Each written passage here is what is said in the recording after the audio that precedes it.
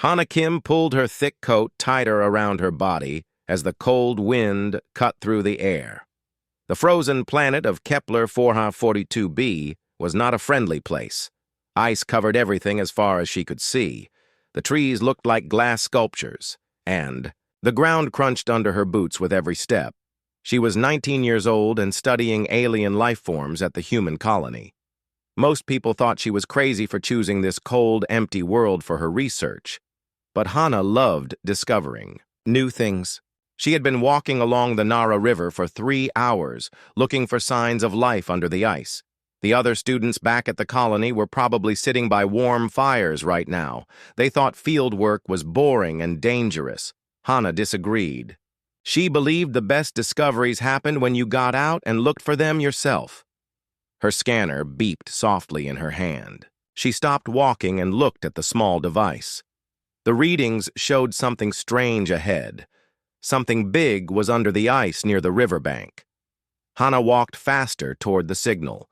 The wind got stronger, making her eyes water.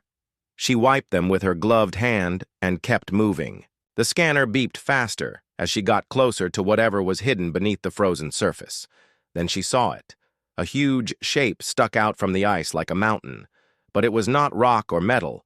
The surface was smooth and had colors that changed when the weak sunlight hit it. Green, blue, and silver colors danced across the frozen form. Hana had never seen anything like it in her 2 years of study. She pulled out her scanner and pointed it at the mysterious object. The device went crazy. With readings, her heart started beating faster as she read the information on the small screen. The scanner said the object was 15 meters long. That was bigger than the colony's main building. It was made of some kind of organic material, living tissue, but frozen solid for a very long time. The dating system showed it had been in the ice for thousands of years. Hana walked around the frozen shape, trying to understand what she was looking at. On one end, she could see what looked like a head. It was long and narrow with 2 closed eyes. The mouth was closed, but she could see sharp teeth behind the lips. Moving along the body, she found 4 legs with claws that looked like they could tear through metal. Wings were folded against the sides of the creature. The tail was long and ended in spikes. It looked like a dragon from the old Earth stories her grandmother used to tell her. But this was real. This was an actual alien creature, and it was huge. Hana checked her scanner again. Something made her heart skip a beat. Deep inside the creature, very faint but still there, was a heartbeat. 1 beat every 30 seconds. So slow she almost missed it. The creature was alive. Hana stood in the snow, staring at the dragon-like being trapped in ice.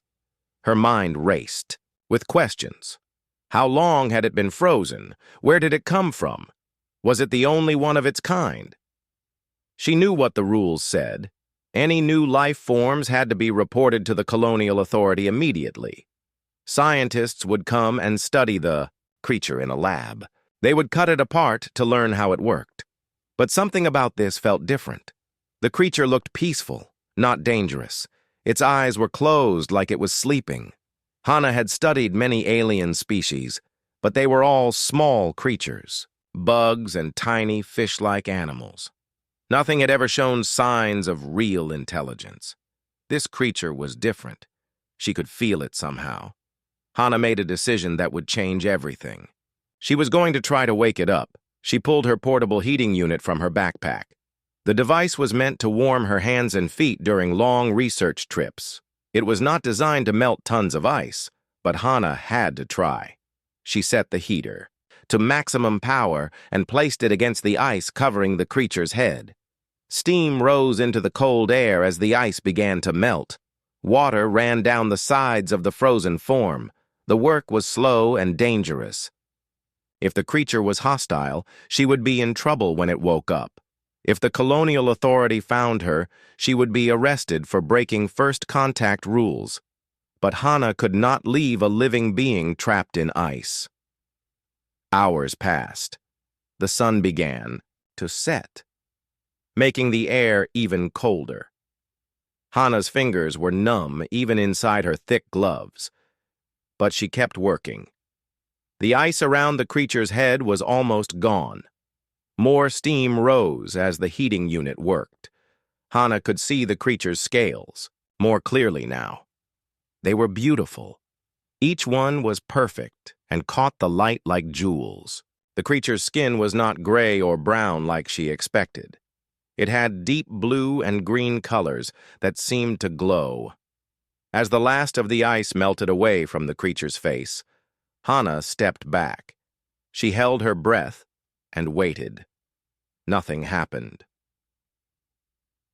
The creature lay still in the water and melted ice. Its eyes remained closed. Hana began to worry that she was too late. Maybe the heartbeat her scanner detected was just the last echoes of life leaving the body. Then one eye opened. It was large and bright yellow, like a star. The eye looked around slowly before focusing on Hana. She felt her breath catch in her throat. The eye was intelligent. She could see thoughts moving behind it. The creature tried to move its head, but was still trapped in ice from the neck down. It made a soft sound, almost like singing. The sound was beautiful and sad at the same time. Hana realized the creature was trying to communicate with her. She pulled out her universal translator, a device that could learn new languages quickly. She held it toward the creature and waited as it analyzed the sounds. The device beeped and showed words on its screen. Cold, so cold. Help. Hana's hands shook as she read the translation. The creature could think and speak. It was asking for help. She looked into the yellow eye and spoke softly. I will help you. Do not be afraid. The next morning, Hana returned to the frozen river with more heating equipment. She had barely slept, thinking about the intelligent creature trapped in ice. The yellow eye had watched her as she promised to come back. Now she had to keep that promise. The creature's eye was open when she arrived. It followed her movements as she set up the larger heating units around its body. Hana worked carefully, melting the ice section by section. She did not want to hurt the being she was trying to save. My name is Hana, she said as she worked. The translator device sat nearby, learning the creature's language with each sound it made. The creature made musical tones that sounded like singing. The translator showed new words. Hana, helper, thank you. I am Ryun Veltar. Ryun Veltar. Hana repeated slowly. Is that your name? More musical sounds. The translator worked. Ryun is my name. Veltar is my people. Last of Veltar dynasty. Frozen so long. Thought never wake again. Hana's heart raced. A dynasty meant this creature came from an advanced civilization. She was making first contact with an intelligent alien species. This was the most important discovery in human history. As more ice melted away, Hana could see Ryun's full body. He was magnificent. His scales shimmered with inner light. His wings were huge and looked strong enough to carry him through the sky. When he finally pulled himself free from the last of the ice, he stood 3 times taller than Hana. Ryun stretched, his wings and neck making happy sounds. Water dripped from his scales as he moved for the first time in thousands of years. He looked down at Hana with both yellow eyes now. Small humans saved great Veltar. His translated words appeared on the device. Why help stranger? Hana looked up at the dragon-like being. Because you were alive and needed help. It was the right thing to do. Ryun tilted his massive head, studying her. Humans strange. Veltar help only family and friends. You help unknown being. Maybe that makes us different, Hana said. But different can be good. They spent the morning talking. Ryun told her about his people, an ancient race that had ruled this part of space 50,000 years ago. They had built great cities and traveled between stars. But a terrible plague had killed almost everyone. Ryun had been put into deep freeze, hoping to survive until the plague passed. Hana explained about humans and their colonies. She told him about Earth and the other worlds where people now lived. Rian listened with interest, asking many questions about human technology and culture. But their peaceful meeting was interrupted by the sound of aircraft engines. 3 military hover ships appeared over the trees. They landed near the riverbank, and soldiers in heavy armor jumped out. Leading them was Commander Jai-Ho Park, head of colonial security.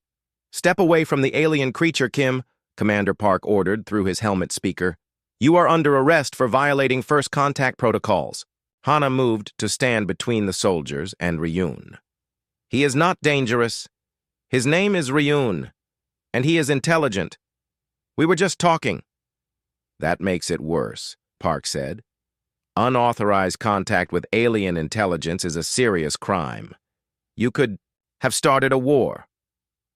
Ryun made deep, rumbling sounds. The translator showed his words. "Humans point weapons at Ryun. Small Hana showed kindness. These humans show fear and anger." "The creature speaks," one of the soldiers said nervously. "Sir, this is definitely an intelligent species." Commander Park stepped forward. "I am Commander Park of the Human Colonial Authority. By law, you must come with us for study and evaluation." Ryun's eyes flashed brighter. "Study? You mean trap? Ryun in cage, like small animal?" "It is for everyone's safety," Park replied. "We need to understand what you are capable of." Hana could see Ryun's mood changing. His scales began to glow brighter, and the air around him grew warm. "He just woke, up after thousands of years," she said quickly. "He is confused and scared. Please just talk to him normally." "Stand aside, Kim," Park ordered. "We have tranquilizer weapons designed for large alien life forms." "No!" Hana stepped closer to Ryun. "You cannot just drug him and drag him away. He is a person, not an animal." Ryun lowered his great head near Hana. "Little friend believes in Ryun. Ryun will not let harm come to little friend." The dragon spread his wings wide, casting a shadow over the soldiers. His scales grew brighter, and heat waves rose from his body. The snow around his feet began to melt. "He is powering up some kind of energy weapon," a soldier shouted. "Sir, we should retreat and call for backup." "Hold your positions," Park commanded. "Kim, convince your alien friend to surrender peacefully." Hana looked up at Ryun, then back at the soldiers. She knew they were both in danger now. The military would not let an unknown alien remain free, and Ryun would not let himself be captured. "Ryun," she said softly. "Can you fly?" "Yes, little friend. Veltar made for sky and stars." "Then we need to leave. Now." Park raised his weapon. "You are making this a lot worse, Kim. Surrender now, and we might be able to work something out." Hana made her choice. She grabbed the translator device and her backpack. "I am sorry, Commander, but I will not let you cage my friend." Ryun bent down, and Hana climbed onto his back between his wings. His scales were warm against her legs. She held tight to the spikes along his neck. "If you fly away, you will both be criminals," Park warned. "We will hunt you across this entire planet." Ryun made a sound that the translator read as laughter. "Small humans hunt Veltar. Ryun flew between stars before humans left their birth world." With a powerful beat of his wings, Ryun lifted into the air. The soldiers below looked like toys as they rose higher. Hana felt the wind rushing past her face and the incredible power in Ryun's flight. "Where do we go now?" she asked. "Ryun knows. Hidden places," came the translated reply. "Safe from humans who think with fear instead of hearts." As they flew over the frozen landscape, Hana wondered what she had gotten herself into. She had broken the law to save a friend. Now they were both fugitives on a hostile world. But looking down at Ryun's beautiful scales and feeling the trust he had placed in her, she knew she had made the right choice. Some things were more important than rules. Behind them, Commander. Park was already calling for reinforcements. The hunt had begun. But Hana and Ryun were together, and they were free. For now, that was enough. Ryun flew through the mountain passes with Hana holding tight to his neck. The cold wind made her eyes water, but she felt safe on the dragon's back. Below them, search aircraft moved across the sky like angry insects, looking for any sign of the fugitives. "Where are we going?" Hana asked through the translator. "Ancient place," Ryun replied, his voice creating musical tones. "Veltar built deep in mountains. Humans never find." They flew for 2 hours before Ryun began to descend toward what looked like solid rock. Hana was confused until she saw a narrow opening hidden behind fallen stones. Ryun folded his wings and glided through the gap into darkness. Inside, Hana gasped. They were in a huge cave lit by soft blue lights. The walls were covered with symbols that glowed faintly. Strange machines hummed quietly in the shadows. This was not a natural cave. Someone had built this place. Ryun landed gently and let Hana climb down from his back. "Welcome to Veltar Sanctuary," he said. "Safe here. Human machines cannot detect." Hana pulled out her scanner and was amazed. The device showed nothing. It was like the cave did not exist. "How is this possible?" "Veltar science very advanced," Ryun explained with pride. "We learned to hide from enemies long ago." As they walked deeper into the cave, Hana saw more incredible things. Machines that seemed to float in the air without support. Walls that showed moving pictures of distant stars. Gardens where plants grew without soil, their roots floating in glowing water. "Ryun, this is amazing," Hana said. "Your people were incredible builders." The dragon's eyes dimmed with sadness. "Were. All gone now. Only Ryun left." They reached a large chamber where someone was waiting for them. Hana jumped in surprise when she saw a human man studying one of the glowing walls. He turned around and smiled at them. "Dr. Minho Lee," the man said, introducing himself. "I have been hoping to meet you both." Hana stared at him. "How did you know we were coming here? How did you even find this place?"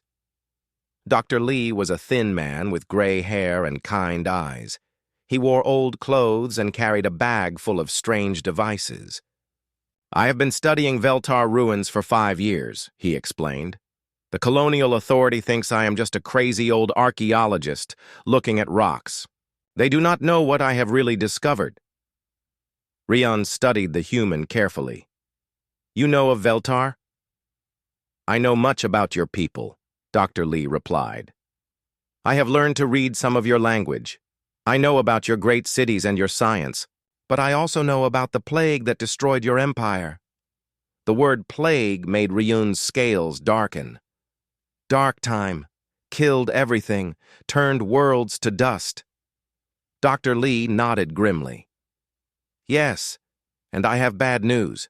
The plague is coming back." Hana felt her blood turn cold. "What do you mean?" Dr. Lee activated one of the Veltar displays. It showed a map of space with moving lights. "I have been tracking unusual energy readings across this sector. The same readings that Veltar records describe before the plague hit their worlds." The display zoomed in on several star systems. Red warnings flashed around planets. "The plague has already started in the outer systems. It is moving toward human space." "How long do we have?" Hana asked. 6 months, maybe less, before it reaches Earth and the core colonies." Ryun made deep, sad sounds. "Plague cannot be stopped. Veltar tried everything. Great science, powerful weapons, nothing worked." "What exactly is this plague?" Hana demanded. "How does it kill?" Dr. Lee manipulated the display to show detailed information.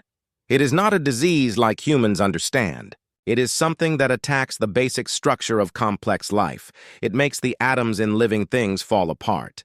The display showed horrifying images, cities where every living thing had turned to dust, planets stripped of all life, leaving Only bare rock and dead oceans. Quantum decay, Dr. Lee continued. It unravels the bonds that hold complex molecules together. Simple things like rocks and metals survive, but anything alive dies instantly. Hana felt sick as she looked at the images of dead worlds. The entire human race could be wiped out? Every human, every alien, every living thing in the galaxy, Dr. Lee confirmed.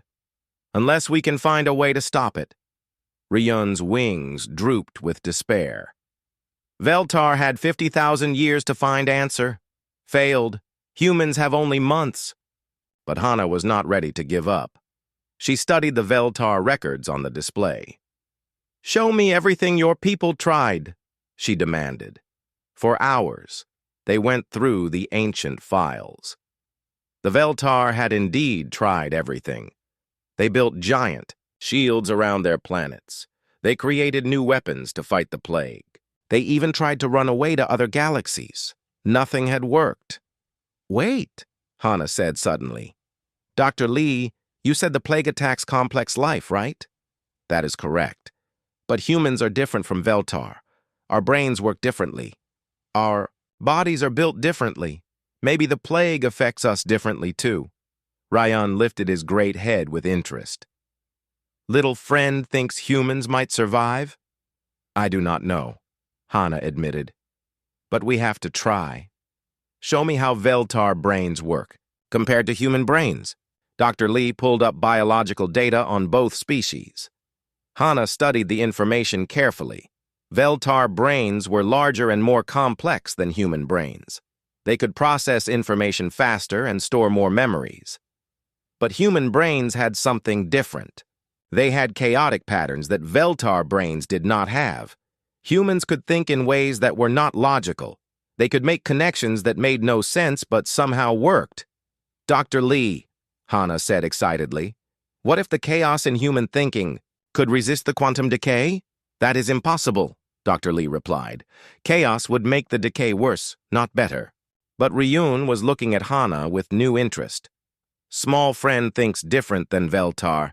Maybe sees what Veltar could not see." Hana began pacing around the chamber. "Ryun, do you have any Veltar technology that could test my theory?" "Yes. Deep laboratories still work, can study human brain patterns." "Then let's do it," Hana said with determination. "If there is any chance that humans might be immune to this plague, we have to find out." Dr. Lee looked worried. "The tests could be dangerous. We do not understand Veltar technology well enough." "The plague will kill everyone anyway," Hana pointed out. "We have to take the risk."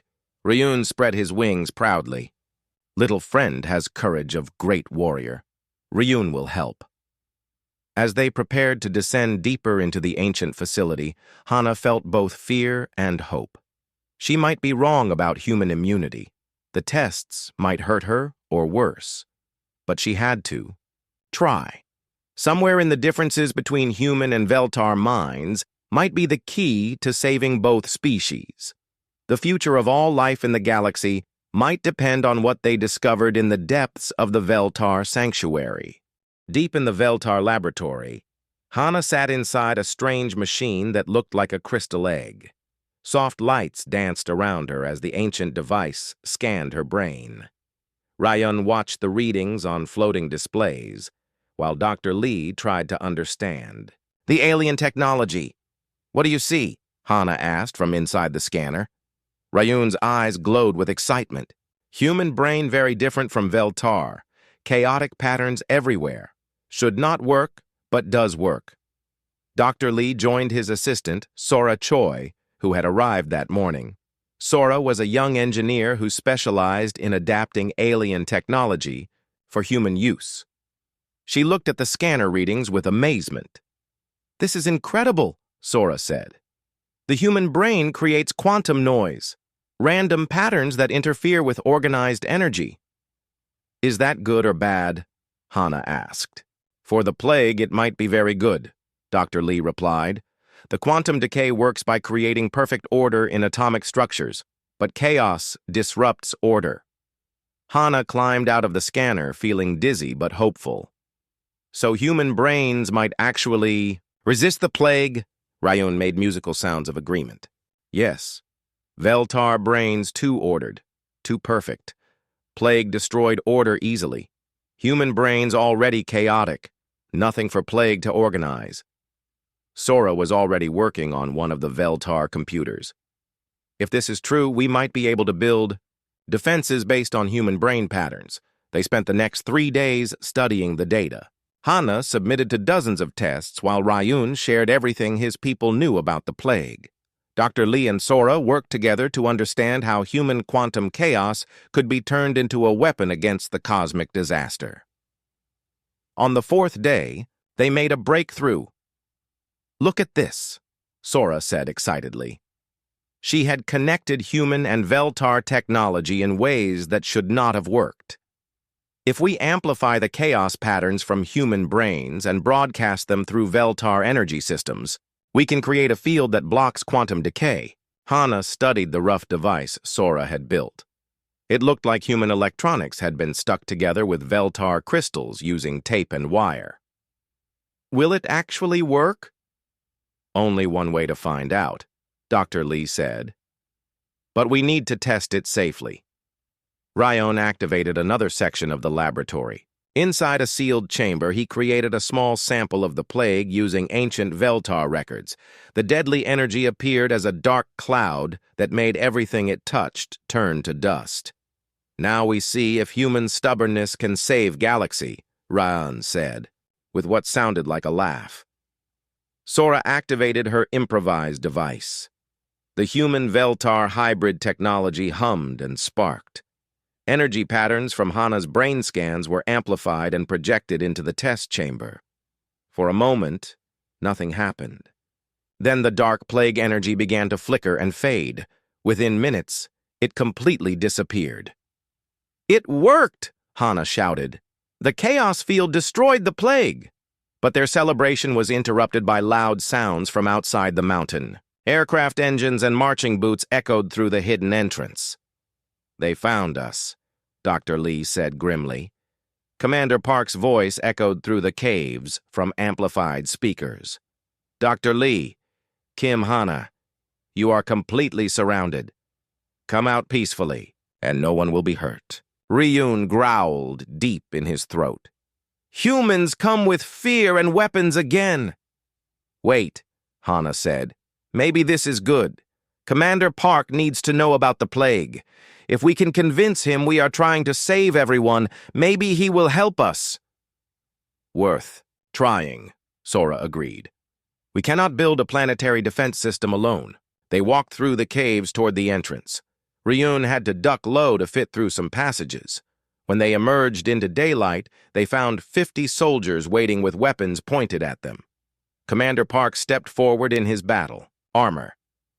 "Dr. Lee, you are under arrest for illegal alien contact. Sora Choi, you are charged with desertion from your military engineering post. Kim Hana, you are guilty of multiple violations of colonial law." "Commander," Hana said urgently, "we need to talk. There is something coming that will kill everyone on this planet." "Save your stories for the trial," Park replied coldly. "Soldiers, secure the prisoners." But then Ryun spoke. His musical voice translated clearly. "Human commander, does your pride matter more than human survival?" Park stopped and stared at the dragon. "What did it say?" "He said," Dr. Lee stepped forward, "that we have discovered something that threatens all human life. We are not criminals, Commander. We are trying to save our species." "From what?" Hana pulled out her scanner and showed Park the data they had collected. "A quantum plague is moving through space toward human colonies. It killed Ryun's entire civilization 50,000 years ago. It will reach Earth in 6 months." Park studied the scanner readings. "This could be fake." "Commander," Sora interrupted, "I know you trained as an engineer before joining the military. Look at these energy signatures. Does this look fake to you?" Park took the scanner and examined it more carefully. His face grew pale as he understood what the readings meant. If this is real, every human world is in danger. It is real, Ryun confirmed. Ryun saw entire star systems die. Billions of Veltar turned to dust in moments. But we found something, Hana added quickly. Human brains work differently than Veltar brains. We might be immune to the plague. More than that, we might be able to stop it. She explained their discoveries about human quantum chaos and the successful test of their hybrid device. Park listened with growing interest. "Show me," he demanded. They returned to the laboratory where Sora demonstrated the chaos field generator. Again. Park watched as the simulated plague energy was destroyed by amplified human brain patterns. "This is incredible," he admitted. "But how do we scale it up to protect an entire planet?" Ryun answered, "Need massive Veltar power source, and need human to direct chaos patterns. Dangerous for human. Might not survive." Park looked at his soldiers, then at the strange group of humans and one dragon, who might be the only hope for their species. "I need to contact Earth Command immediately." "Will they believe you?" Dr. Lee asked. "They will when they see the data, and when they realize that our best hope is a 19-year-old student and a dragon from an ancient alien." "Empire!" Park activated his communication device. "Earth Command, this is Colonial Commander Park. I have a Code 0 emergency. Repeat, Code 0. The survival of the human species is at stake." As Park talked to his superiors, Hana looked at Ryun. The great dragon's eyes were bright with hope for the first time since he had awakened. "Think it will work, little friend?" he asked. "I do not know," Hana replied honestly. "But humans are good at making impossible things work. And with you helping us, maybe we have a chance." Outside, more aircraft were arriving, but now they brought scientists and engineers instead of weapons. The fight to save all life in the galaxy was about to begin. The hidden Veltar laboratory had become the busiest place on Kepler 442b. Scientists and engineers from 3 different human colonies worked alongside Ryun to build something that had never existed before: a planetary defense grid powered by controlled chaos. Captain Narration arrived on the second day with a team of quantum physicists from Earth. She was a tall woman with sharp eyes who asked difficult questions about everything. Technician Kyung-woo came with her, bringing advanced human computers that could interface with Veltar technology.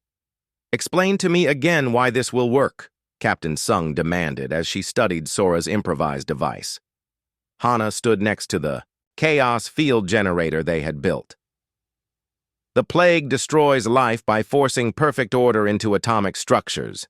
Human brains naturally create quantum disorder. When we amplify that disorder through Veltar energy systems, it cancels out the plague's effects." "And you tested this how?" Ryun answered from across the chamber where he was helping Dr. Lee translate ancient technical manuals.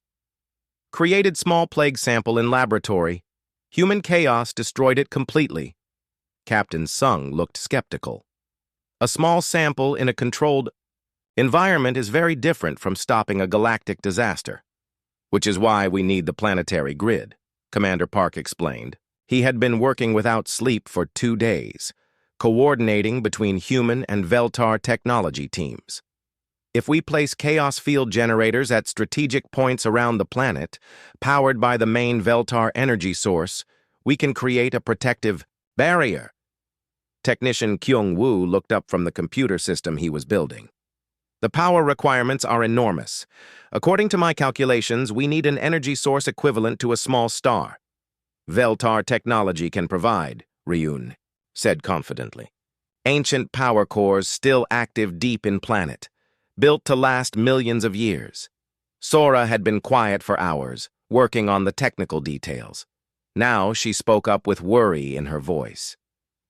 "There is a problem we have not discussed. Someone needs to control the chaos field manually." "What do you mean?" Hana asked. "The field needs constant adjustment to match the plague's frequency. It requires a human brain directly connected to the system. The person doing it will experience massive quantum feedback. Dr. Lee stopped his translation work. How massive? Probably fatal, Sora admitted quietly. The laboratory fell silent. Everyone understood what this meant. To save the planet, someone would have to die. I will do it, Hana said immediately. No, Ryun's musical voice was firm. Little Friend saved Ryun from ice. Ryun will not let Little Friend sacrifice life. But it has to be a human, Hana argued. Only human brains create the right kind of chaos. Captain Sung studied the technical readouts. There might be another way. What if we use multiple humans, working together? Share the load so no one person takes all the feedback. Kyung-woo ran calculations on his computer. Possible, but difficult. The humans would need to be perfectly synchronized. How many people would we need? Commander Park asked. At least 5, working in perfect harmony, Sora replied, and they would still be taking enormous risks. Hana looked around the chamber, at all the humans working to save their species. I will find volunteers. When people understand what is at stake, they will help. Over the next week, they built the planetary defense grid. Hidden Veltar facilities across the planet were awakened and connected. Ancient power cores that had slept for millennia hummed to life. Chaos field generators were installed at precise locations, all linked to a central control center in the mountain laboratory. The work was not easy. Human and Veltar technology were based on completely different principles. Where humans built things to be practical and efficient, Veltar devices were elegant and artistic. Getting them to work together required constant improvisation. It is like making a symphony from 2 different musical languages, Ryun observed as he watched Sora connect human computers to Veltar crystals with improvised cables. Dr. Lee had learned enough Veltar writing to read the ancient manuals. Your people's technology is beautiful, he told Ryun, but sometimes beauty is less important than function. Veltar valued perfection, Ryun replied. Humans value results, perhaps results more important than perfection. As the defense grid neared completion, long-range sensors detected the approaching plague. It had consumed 2 more star systems and was accelerating toward human space. 4 months, Captain Sung announced grimly. It will be here in 4 months, not 6. The pressure increased. Everyone worked 18-hour days. Hana barely slept as she helped coordinate between the different teams. Ryun never seemed to tire, moving between work sites and providing power for the most difficult installations. 3. Weeks before the plague's arrival, they were ready for the first full-scale test.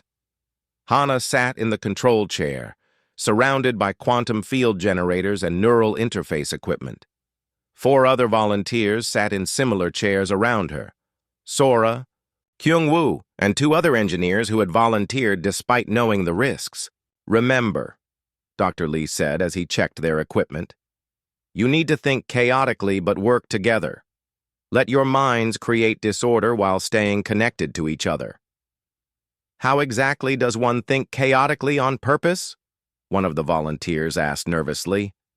Hana smiled despite her fear. Think about everything at once. Remember random memories.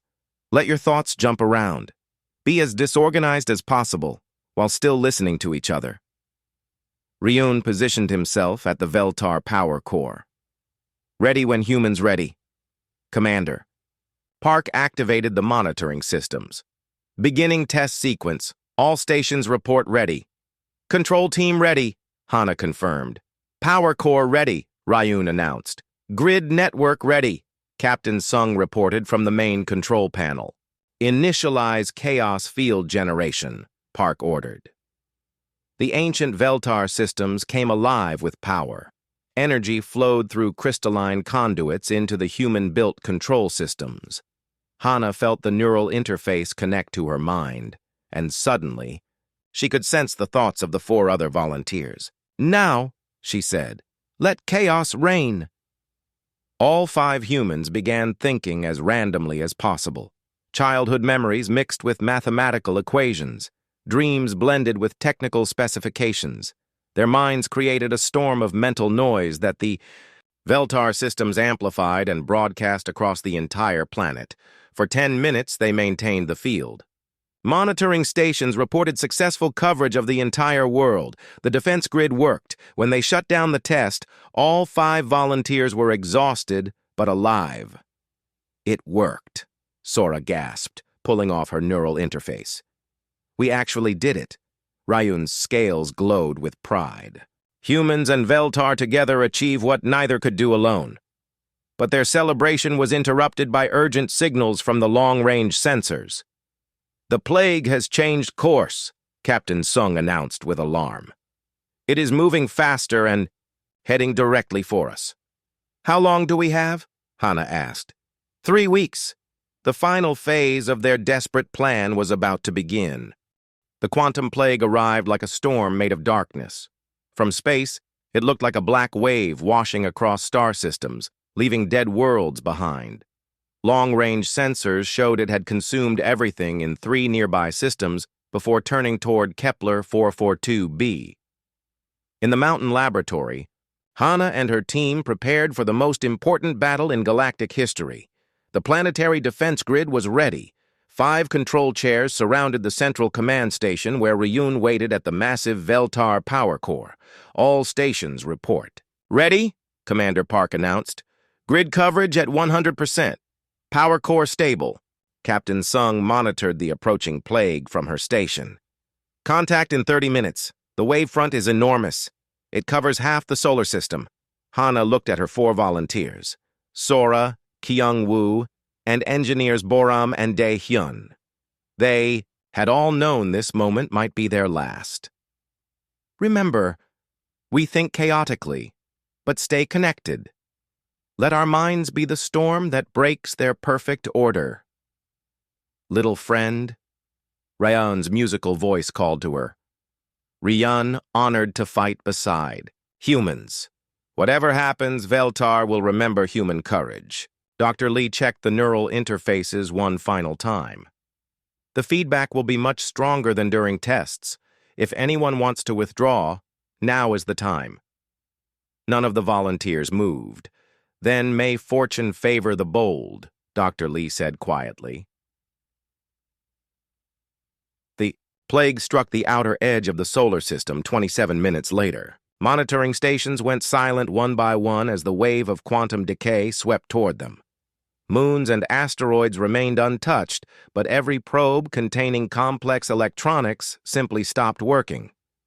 Plague contact with planetary atmosphere. "In 5 minutes," Captain Sung reported. Hana settled into her control chair and activated the neural interface. Immediately, she felt the minds of her teammates connecting to hers. Their thoughts blended together while remaining distinct, like instruments in an orchestra. "Begin chaos field generation," Commander Park ordered. Ryun roared as he poured his life energy into the ancient power core. Crystalline conduits throughout the mountain glowed with brilliant light. The Veltar technology came alive with more power than it had channeled in 50,000 years. The 5 human minds began their chaotic symphony. Hana thought about ice crystals and dragon scales while solving mathematical problems. Sora remembered her childhood while designing new machines. Kyung-woo dreamed about distant stars while calculating energy frequencies. Boram and Dae-hyun let their thoughts jump randomly between memories, hopes, fears, and technical knowledge. The chaos field erupted around the planet like a shell of organized disorder. It was a contradiction that should not have been possible. Controlled randomness powered by human stubbornness and Veltar technology. The plague struck the field and recoiled. "It is working!" Captain Sung shouted. "The plague cannot penetrate the chaos barrier." But something was wrong. The field was not stable. Without perfect synchronization between the human minds, gaps appeared in the planetary protection. The plague began to seep through.